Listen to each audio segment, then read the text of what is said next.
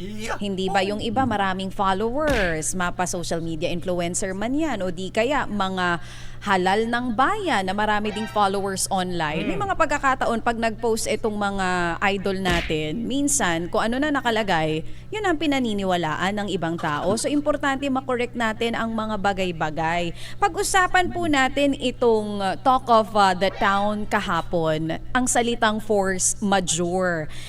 Pinaka-basic muna, attorney, ano po bang ibig sabihin pag sinabing force majeure? Ang ibig sabihin ng force majeure ay ang mga di inaasahang pangyayari o kung inaasahan man ay di mapipigil na nakakaapekto 100% sa pagpapatupad ng iyong obligasyon. Hindi mo na nagagawa ang obligasyon mo dahil doon sa mga pangyayaring yon. Hindi inaasahan o inaasahan pero hindi mapipigil. Ondoy. For example, alam natin yung bagyo darating na. Alam naman natin may radar yan eh. At magde-deliver ka ng isang goods pero hindi mo mapipigil yan. Kaya kung bumaha, medyo excuse ka para dalhin mo yung mga goods mo. O kaya yung act of God na sinasabi na biglang kumidlat, tinamaan yung mga dadalin mo. Wala ka nang dadalin. Di ba? So excuse ka na. So iyon ang ibig sabihin ng force majeure. Hindi inaasahang pangyayari o inaasahan pero hindi mo mapipigil na nakapag-aapekto sa pagpapatupad ng iyong obligasyon, nagiging, ito mahalaga, imposible na matupad mo ang iyong obligasyon. Yan ang force majeure. Oo. And under Article 1174 ng ating pong Civil Code, yan din po ang kahulugan na nandiyan. Tama po ba yun din? Tamang-tama yan, DJ Chacha. Kaya nakatuon ka sa isang obligasyon. Kung hindi mo naman obligasyon o malayo sa iyo ang mga pangyayari na wala namang epekto sa iyo, hindi force majeure yun. Wala yun. Isang event yun, news yun na nakikita mo lang sa malayong lugar.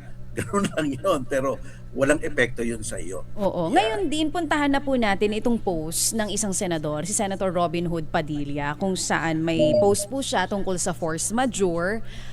Meron po ba kayo nakikita na mali? O baka tama naman po yung naipost niya? May gusto po ba kayong klaruhin dun sa nakapost po ngayon na hindi pa rin deleted dyan po sa account niya? Nagtatanong lang din eh. Well, 100% ako na nakakasiguradong sobrang mali iyon. Sapagkat ano ang obligasyon ng isang senador? Ano ang obligasyon ng isang legislator? Gumawa ng batas, pumunta sa Senado, pumunta sa House of Representatives at magtrabaho.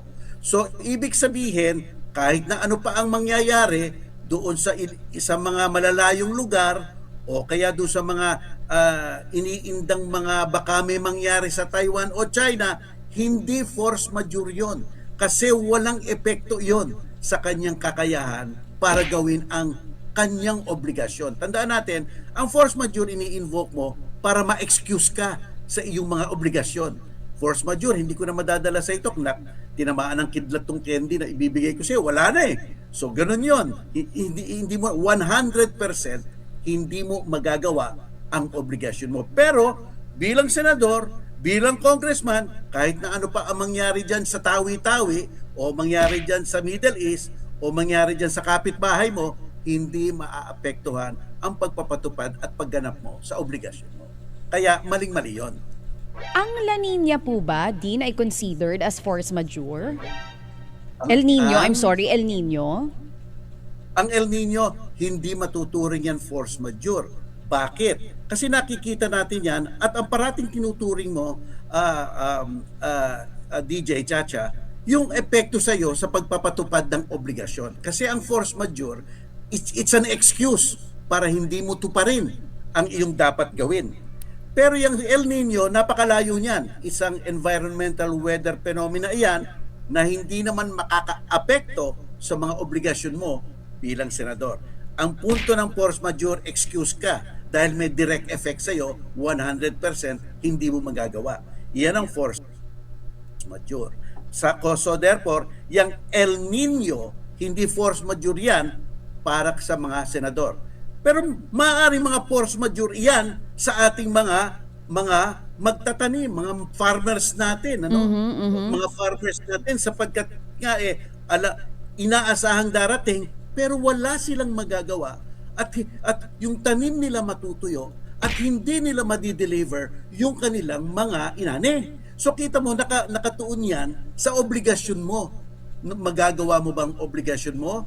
Doon papasok ang force majeure. Yan. Okay. Malinaw na malinaw po mga kababayan, mga kabonet. Pag ito ay nakaapekto sa iyong obligasyon, yan po ay maging force majeure. Pero kapag hindi makaapekto naman, hindi. Pero gusto ko lang mag-react doon sa post ni Senator. Binasa ko yung post ni Senator Robin. Nagtatanong lang naman po siya. So, walang mali doon sa kanyang pagtatanong kung iyon ba ay pasok. So, ang sagot, hindi pasok pag hindi nakakaapekto sa obligasyon. Ayan po, kung gusto nyo pa yung mga ganitong highlight at kaalaman mula doon sa mga eksperto, then please subscribe and click the notification bell. See you sa susunod na upload natin.